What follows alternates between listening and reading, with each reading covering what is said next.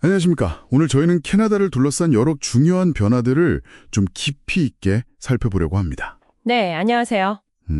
강력한 자연현상부터 시작해서요. 그 경제정책의 미묘한 줄다리기, 또 우리 일상에 스며드는 기술 변화, 그리고 공중보건에 대한 시각까지. 정말 다양한 주제들이네요. 네, 맞습니다.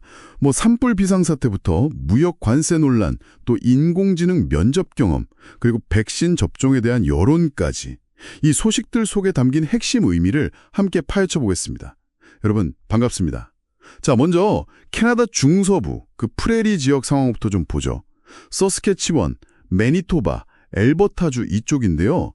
산불이 아주 심각합니다. 네, 맞아요. 서스케치원주는 아예 주 전체에 비상사태를 선포했고요. 그 스콧 모주 수상 말로는 이런 상황은 정말 처음 겪는다, 이럴 정도랍니다. 어휴, 심각하군요. 매니토바주도 마찬가지로 주 전역 비상사태고요.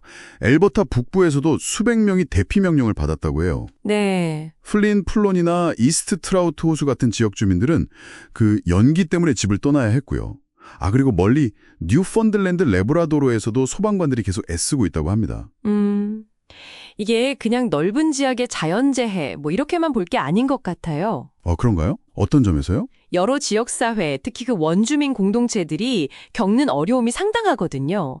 예를 들어 매니토바의 피미시카마크 크리네이션 같은 곳이요. 그렇군요. 서스케치원에서도 3개 원주민 공동체가 주 정부랑 공동으로 비상사태를 선포했는데 이건 기존의 대응 시스템이 어쩌면 이들의 어떤 특수한 상황이나 재해 규모에 충분하지 않을 수 있다는 걸 보여주는 거죠. 시스템의 한계 같은 걸까요? 네. 그리고 이게 자꾸 반복되는 극한 기상 현상하고 기후변화와의 연관성, 이걸 생각하면 장기적인 예방책이나 복구 전력이 정말 시급하다는 걸 알 수 있습니다. 이런 자연재해 속에서 또 경제나 정치 쪽 얘기도 좀 해볼까요? 네, 그러시죠. 트럼프 행정부 때 부과됐던 특정 상품 관세요. 이게 또 논란이 되고 있네요. 그 관세요. 네, 미국 무역법원에서 한때 이게 불법이다 이렇게 판결이 났었는데 항소법원에서 일단 그 판결을 보류시켰어요. 그래서 당분간은 관세가 유지될 수 있게 된 거죠.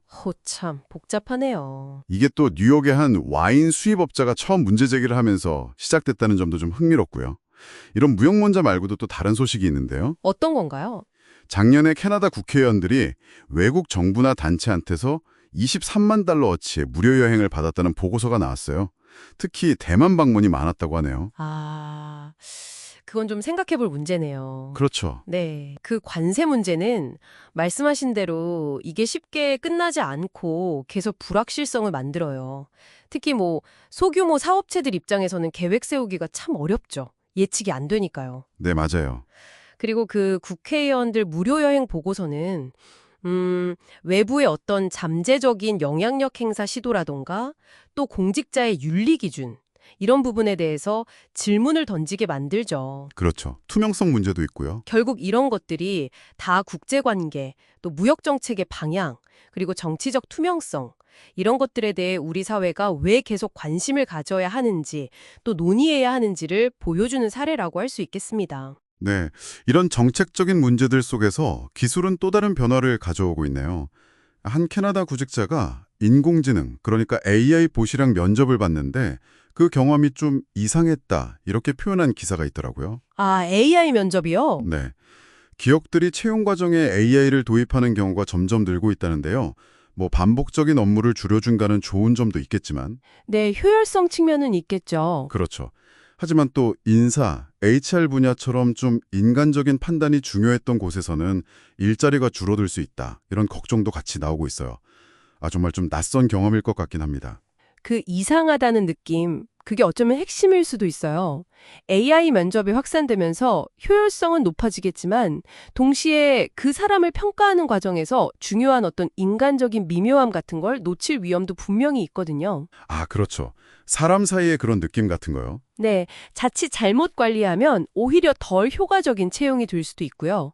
이게 단순히 채용 방식의 변화, 이걸 넘어서서 일의 본질이 뭐냐, 인간적인 상호작용의 가치는 어디에 있냐, 또 그 알고리즘 자체에 혹시 편향성은 없냐, 이런 근본적인 질문들을 던지는 거죠.